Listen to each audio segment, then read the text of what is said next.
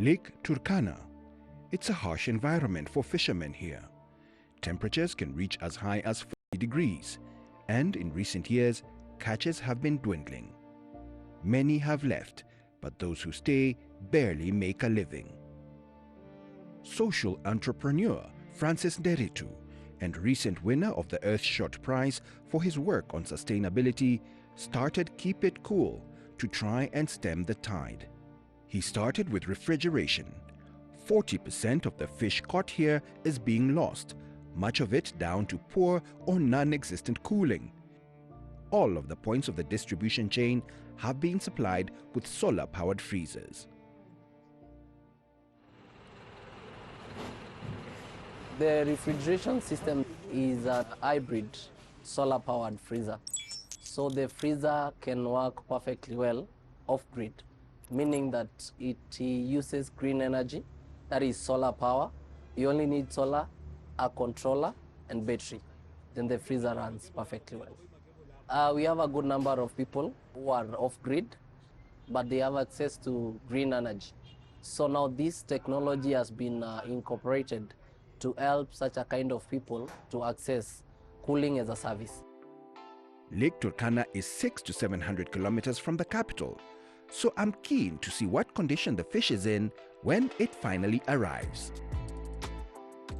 So after a relatively long journey from the lake, the fish end up here at the Keep It Cool processing plant located on the outskirts of the Kenyan capital, Nairobi.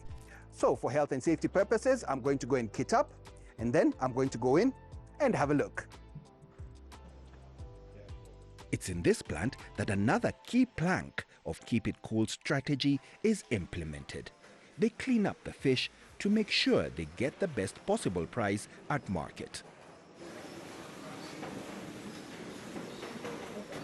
After receiving, we start the process of scaling. After scaling, we do gutting. Now we are able to wash the fish, and then after that, we start sorting. Another one of Keep It Cool's innovations is the creation of an online marketplace called Markiti. Markiti is the Swahili word or Arabic word for market, right? So when you think about Markiti, you think about market. So we thought of a way to digitize the market, the way they operate, by disrupting some of the nuances that it has in terms of too many middlemen and all that.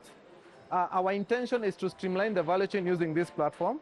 That's how we are able to use technology, for example, to know the type of fish they want, the quality of fish they want, the size of fish they want, and at what time they actually need that fish. So we map backwards and we go to the fishermen and tell them, okay, this is what the restaurants in Nairobi want. This is what you should go and look for. And by doing that, we avoid a lot of wastage, because most of the time fishermen will just go and fish everything and try to sell it in the market. And there's one more trick up Keep It Cool's sleeve to squeeze every drop out of the value chain. Fish offcuts are treated with the same respect as the best fillets to make sure every ounce of value is realized. Beatrice has been in partnership with Keep It Cool for the past 3 years. This business has enabled me to take care of my family. I have got 4 children. It supports us because it's paying our house rent. It's paying our house rent back at home. It's paying school fees for our children. And it's even paying these premises. In this area of Mathare, it's a slum. It's along Outer Ring Road. So it has helped so many people, the fish that you're selling, because we are selling the byproducts for these women. And many of them are the less fortunate. Some of them are widows and single mothers. So they're earning from this fish now.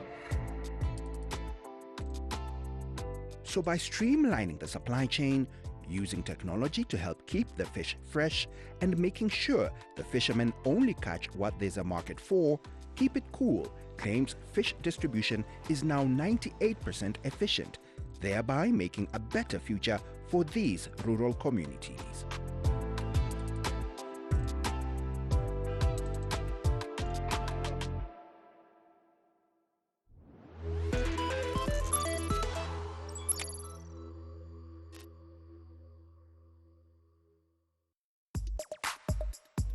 More than ever, games have become a real feast for the eyes. But could they soon be tantalizing more of our senses? We've come to Warwick University's Festival of Innovation to try something a little bit different. Games you can smell.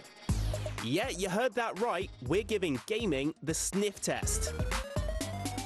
This kit's still pretty experimental, but this is essentially how it works. You've got the smell in your bottle here. That's then sent by a fan down the tube to the player's nose, and it's all synced up with the game you play.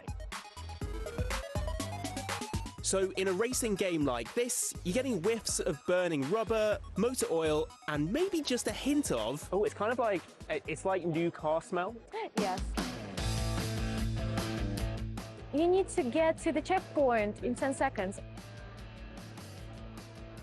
Can you smell it now? I think so. Oh, there we go.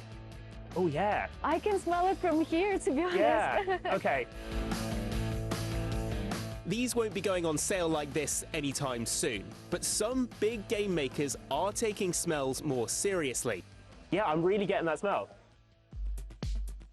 At this year's Consumer Electronics Show, where some of the world's top tech products are showcased, PlayStation maker Sony unveiled its concept of a Star Trek-like, fully immersive holodeck, including all the smells of The Last of Us. And this is the Game Scent, a box its makers say uses AI to match smells to games like Sea of Thieves and Call of Duty. And this device was made to test out a theory too. Does smelling a game make it more immersive? Time to put this all to the test, and we've brought the perfect people along. Esports students James and Eurus, and their teacher, Shubna. What are you smelling? What's it smell like? It's kind of got like a texture of a vapor. Like if you're smelling smoke, it's kind of like that thick smell. Definitely good. Driving, you can smell it, not as a distraction. So it's like you're still focused in. It's there. You're just not bothered too much, but you can definitely smell it. Have you had any smells yet? Yes, there's some smells like it's. I can't tell you what is that smell is. Smells like it's kind of like flowers things. Well, students are watching me, so that's embarrassing. All right, you getting any smells? Yes. What are you getting? Yeah, it's like I suppose like a car exhaust. It's quite immersive in that sense. Like there's a little bit of a burning smell. Would you use it again? I think I would actually. Yeah, it's a really cool piece of technology that's been kind of embedded into this. It's really immersive. I think it would work for a lot of games, not just driving simulations as well. And it's not just gaming that these are being used in either. There's a whole bunch of other areas of research where these are being put to the test. Trying to create authentic virtual simulation. And one of the works we're also showing here today is that if you've got the ability to simulate flavor, because of simulation you can add and subtract to it. Then you can use that as a way of determining how good a person is at distinguishing flavors. And if we can do that, then we can actually see whether someone's got Alzheimer's or not. Because if you've got Alzheimer's, it affects your ability to taste or smell. And if we can measure it, we can determine we've got Alzheimer's well before you fail a memory test. So whether it's to help in hospitals, create smarter simulations, or just make games more fun, who knows? Smelly tech could well be on the way. I really did get that smell. That really smelled like I was in a car. And there's